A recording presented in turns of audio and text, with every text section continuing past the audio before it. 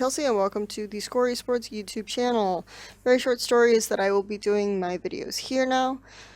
So you can find very exciting LCS interviews and me talking at a screen in the same place. The topic of today that I'm going to discuss are the theScore eSports power rankings that were just put out as an amalgamation of thoughts from myself, Emily Rand, who is our NALCS and Korean scene League of Legends expert, and Tim Houston, all things stats, really follows the LCS scenes closely as well.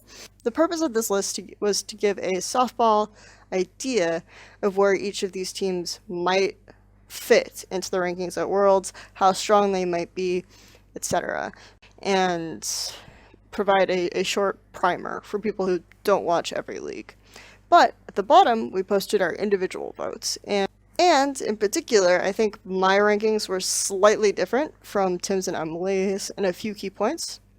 And when I post something like this, I always want to make sure I provide reasoning, because to me, reasoning for opinions tends to be more important and more interesting than the actual opinions themselves. For example, if I end up being right about Cloud9 placing in the middle of the teams, but my reasoning was completely off, I do not necessarily think that that was still a successful prediction. Cloud9 was a terrible example. I don't know why I used that. Anyway, so I'm going to point out some of the more contentious opinions that I have, some of the ideas that I think need more explanation. The first thing that's important to understand about this list is that I think part of what differed my criteria from Emily's and Tim's is I tried to look at the seasons of these teams a lot more holistically, and I think that there are some strengths and weaknesses to this approach. The weaknesses to this approach is that maybe I undervalued most recent form a little too highly, but I did try to keep most recent form very present in my mind when I assess certain teams.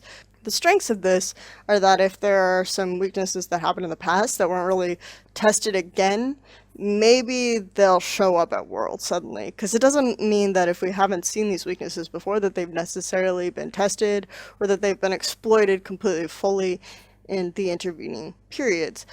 In general, in my criteria, I consider recent form, longevity of form, and how these teams will match up against multiple teams. And this is key here because it points out a very clear distinction, which is that even though I think Team SoloMid have been ranked second on my list and Samsung Galaxy are considerably lower in my ranking than Team SoloMid, that doesn't necessarily mean that I think their head-to-head matchup won't be interesting or even close. It just means that I think that best of 5, Samsung Galaxy is more likely to lose more best of 5s to the teams above them than Team SoloMid. Finally, it's really important to stress that I did kind of think of this as a tier list initially. Tier lists have become very popular in power rankings. One thing I've seen a lot of people doing when they do rankings is say, oh, we're looking at teams 12 to 16, etc., etc. And I think that these tiered lists are valuable, but at the same time, it's really fun to kind of get into the nitty-gritty and discuss if these teams match up together, like how close will it be? What are the key factors that contribute to the ranking being made? So pros and cons to both methods. I think it's important to really highlight it though, because when I constructed my list, it was very tier-based. So to me, for example, the tiers broke down in number 1, Rocks Tigers, I think is probably easily the best team at the tournament. Then you have 2 to 4 and maybe 5. I kind of went back and forth on whether or not I thought G2 should be included with 2 to 4. And then from there I have like the 5 to 8 or the 6 to 8 and a 9 to 12. The rest of my head I spent the least time on, truth be told, because to me it seemed like if I believe these are the lower tier teams, they're going to be less important, less key than the top tier team. Within each of these tiers, I then thought to myself that how would each of these teams fare against one another? And this is the really key point, because I think that within these tiers, teams can take games off each other left and right. And it's only through like repeated iterations that we get something looking like what I have or what Emily and what Tim has within their respective groups. My tier and my assessments, I think talking to Emily specifically, differ, but there you go. Let's just talk very briefly about some of the more contentious points, the things that I've seen brought up as a question a lot. And the first thing being that I placed HQ below INTZ. When we talk about AHQ and INTZ, it's true that AHQ had a much stronger showing in their gauntlet than INTZ did at IWCQ. The thing about AHQ is that they had a really, really rough season where specifically AHQ benefited from J-Team just choking. I don't think you can just say choking because I think there are things you can point to. For example, Refrain is a really big counter jungler type, but he doesn't necessarily have a lot of lane pressure to go with what he does. So this is something that they could fail in a standard lane scenario. So they didn't push back on AHQ or anything. If you watch those games, it just felt like a slow loss each time. And it was late game team fighting that really almost gave them edge back into the game, or late game resourcefulness. And this is something that I think could give INTZ an edge over AHQ, because even though they had a really deplorable series against Dark Passage, especially in that game 5, they were extremely resourceful. They came back. I also think that that series was kind of below what people expect from INTZ. I think that INTZ have a mental hang-up about not making Worlds, so that also was probably reflected in that series. Now that they have made Worlds and have won an international wildcard tournament, they might have a fresher perspective and be able to bring their level a bit more. So I think that this is actually maybe an underrated matchup.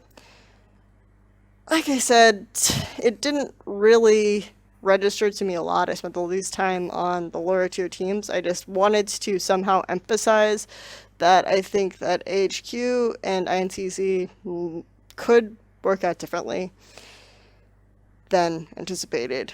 I think probably HQ is a better team overall, and if I didn't have this kind of tier setup where I looked specifically at how teams would fare against each other within these set confines, maybe I would have rated AHQ above INTZ.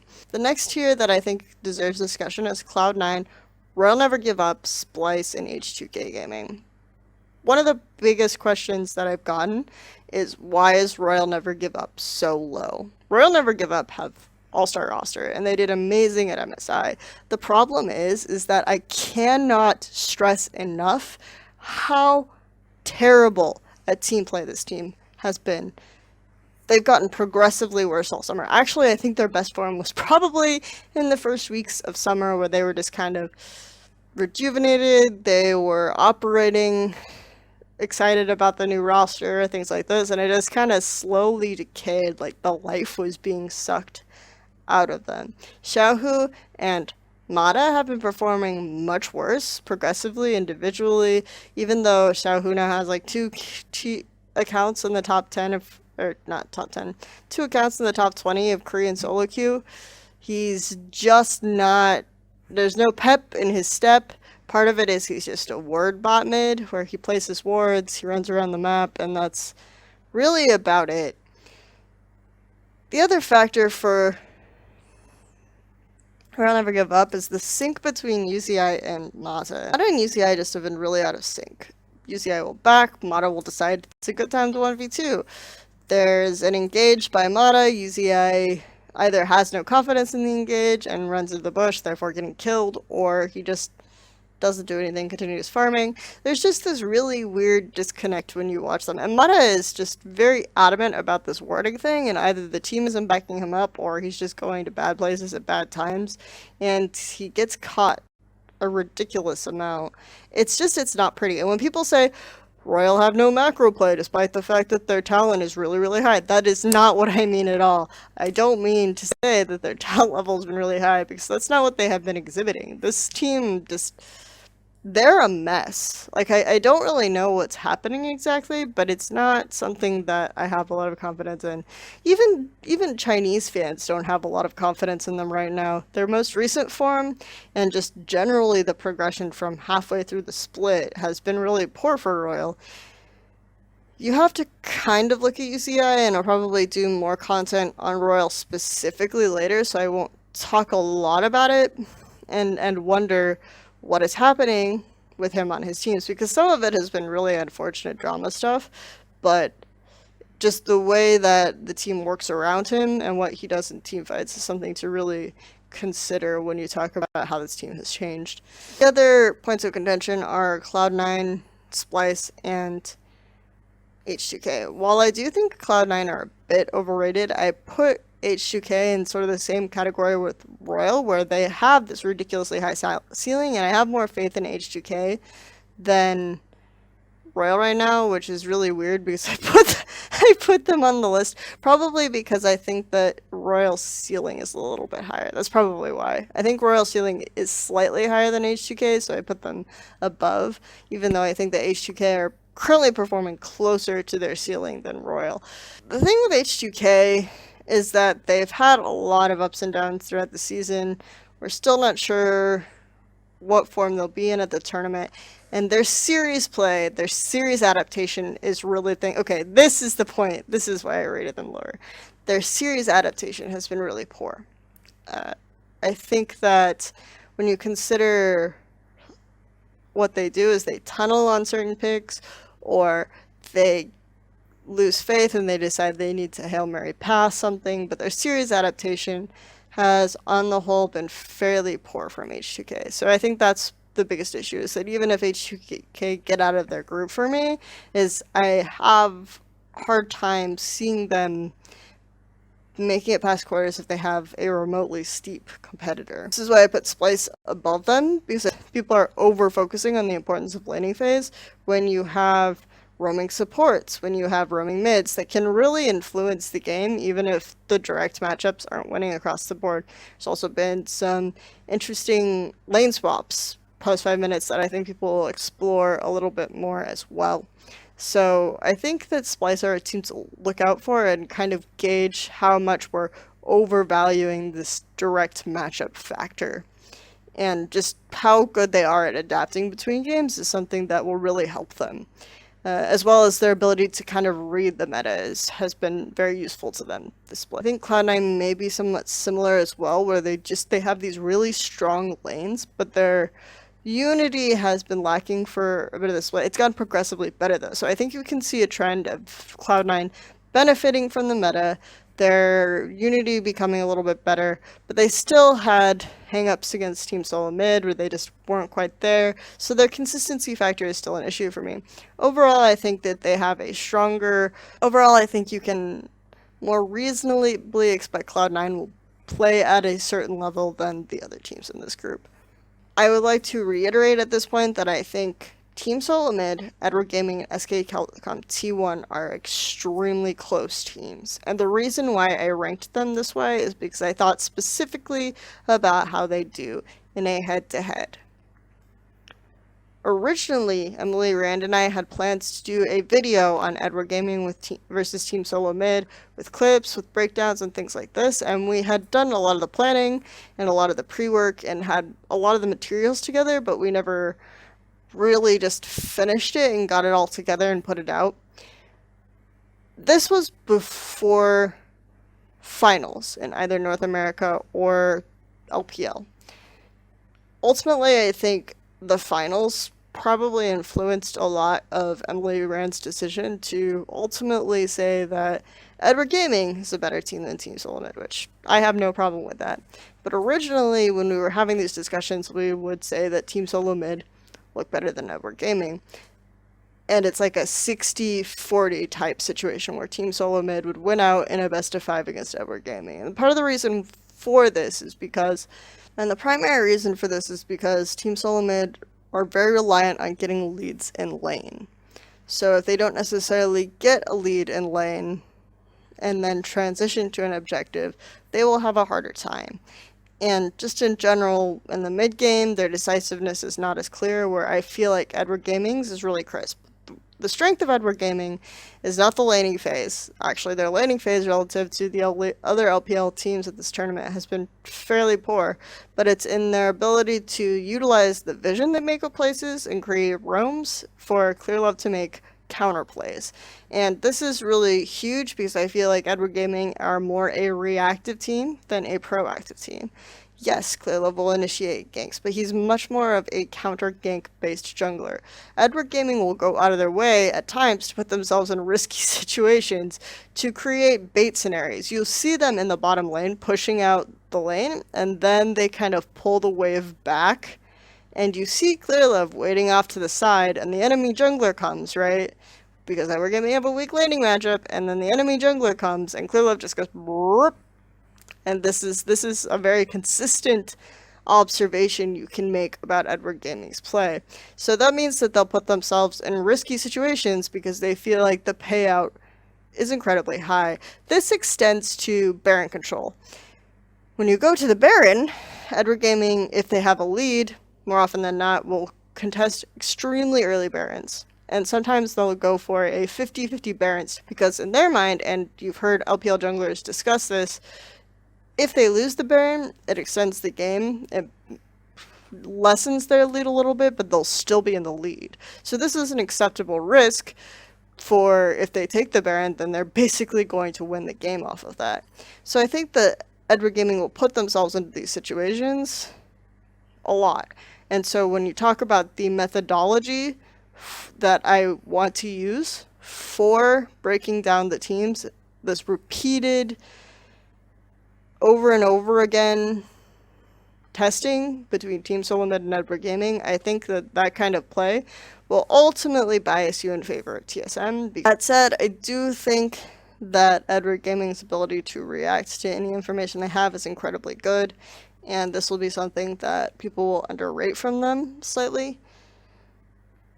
I also think that they were actually hurt by the turret changes and the lane swap changes because Mouse typically wouldn't get ahead in lane on his own.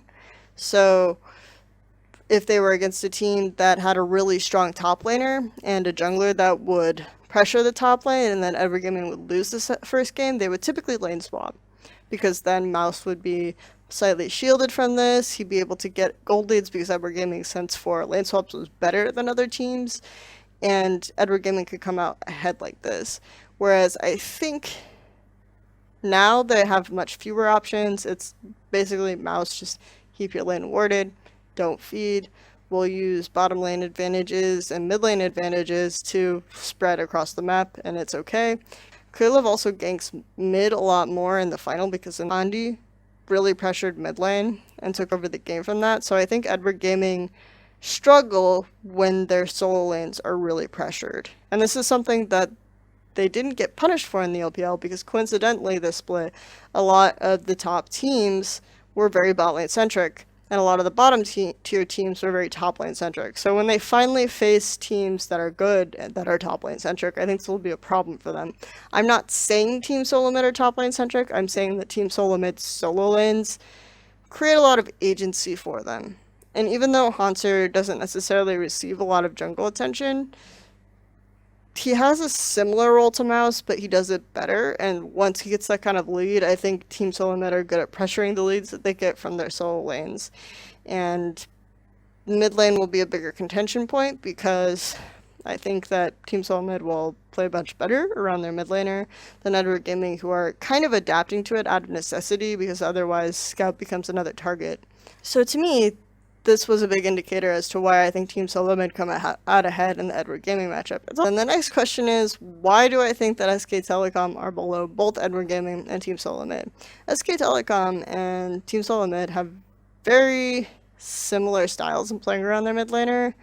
Not styles, but in having the focus of, regardless of meta, Bjergsen or Faker are going to be able to do what they want. But I think it's important to make the distinction that SK Telecom support Faker not necessarily through golden resources, but by warding very strictly the enemy jungle, warding around his river so that he has the information to be able to pressure mid really, really hard. In a meta where mids don't really face each other directly a lot and are just roaming, this just creates a lot of resources that aren't necessarily used. Talk about SK Telecom's jungler, people point to Bengi, people point to Blank, and they say these junglers aren't good. But I think a lot of it comes down to SK Telecom's style. I'm not necessarily saying Blank is like a god jungler or would be amazing if he weren't on SK Telecom, but when you think about jungling, I think there are really three types of actions. The first type of action is direct confrontation, and this can be ganking, this can be skirmishing, this can be something that's like you use your cooldowns against enemy champions, basically. The other one is indirect confrontation, and by this I mean farming, specifically, or warding. Farming or warding are both indirect confrontations because you're still confronting the enemy jungler. You're oftentimes and interacting with the enemy jungler when you decide where the path, when you decide where to farm, when you decide where to place wards, because you want to know where the enemy jungler is, and you want to react to what he's doing in such a way that you have a lead in this cerebral kind of matchup. You want to farm either some of his camps. If you're behind, you want to be farming in a place where he's not going to mess with you, things like this. The final type of action is just ceding all control. And the biggest way to cede all control is to back. That's just the reality of the situation. Backing is very important because obviously, best case scenario, you get 6 kills because you got a pentakill and then the top laner teleported back and you killed him again. Best case scenario, you have to back and spend that gold, otherwise it's just wasted. There's literally no point in you getting those kills. But when you back, for the time that you back, you're not exerting any pressure on the map. So if suddenly the enemy team's all spawns, you have fewer people on the map than they do. This is a ceding of control. Because of the way warding works and how SK Telecom use their jungler to ward, that very often means that their jungler has to back more often to refresh his wards. This reduces the amount of time that he can farm, this reduces the amount of time that he can confront the enemy jungler directly or indirectly, and it just creates a lot more instances where he's ceding control because they're placing so much emphasis on getting more vision in that sense. This is just one type of issue that I see with SK Telecom, but I think that it's an important one, especially now when there's so much emphasis on not just facilitating the jungler to be able to create more indirect and direct confrontations, but just also teams are putting more lane farm on their junglers, right? Things as simple as that, where I've seen games where solo laners will actually just back and give a wave to the enemy jungler, or they'll call the jungler to help them push out the wave so they can back. And this seems to be happening a lot more and more. Also, when you create swap scenarios post 5 minutes, sometimes the enemy jungler just gets the farm. Whereas in the past, if you did a swap or something like this, the top laner and such would get this kind of farm because it was a very different situation. So I think that that's an emphasis that is going to make SK Telecom appear slightly weaker. I still think that Faker is a great player for SK Telecom to have built their team around, and it makes sense to me that SK Telecom would maybe sacrifice this other role if you have Faker on the team.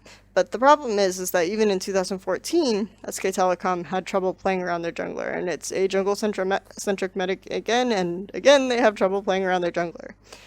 Edward Gaming, very good team to play around the jungler. They already will just give clear love lane farm. They already allow him to take kills. They're already putting a lot of emphasis on making him their secondary carry after Deft.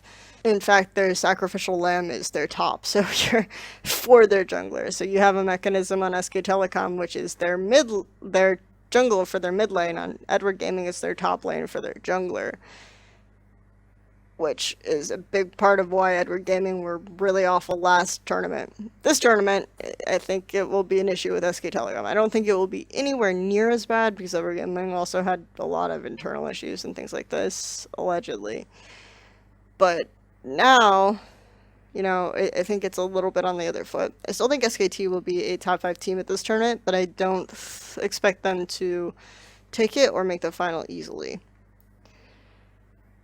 Why is Team SoloMid above them? I think, like I said, they have a similar style, but to an extent, I think they make more sacrifices in their top lane. SKT still very much use the vision in their lanes to get advantages. So bot, top, and mid all benefit from the jungle kind of peppering the map with wards.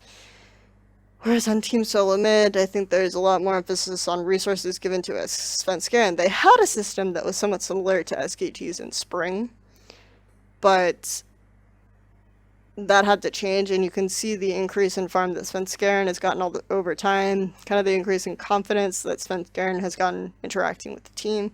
So to me, they don't necessarily have the same flaw that SK Telecom does. Anyway, I hope that this video is informative to you. I hope it answered some questions as to why I did my rankings the way I did. And if you enjoyed it, please like, comment, and subscribe to the theScore eSports channel.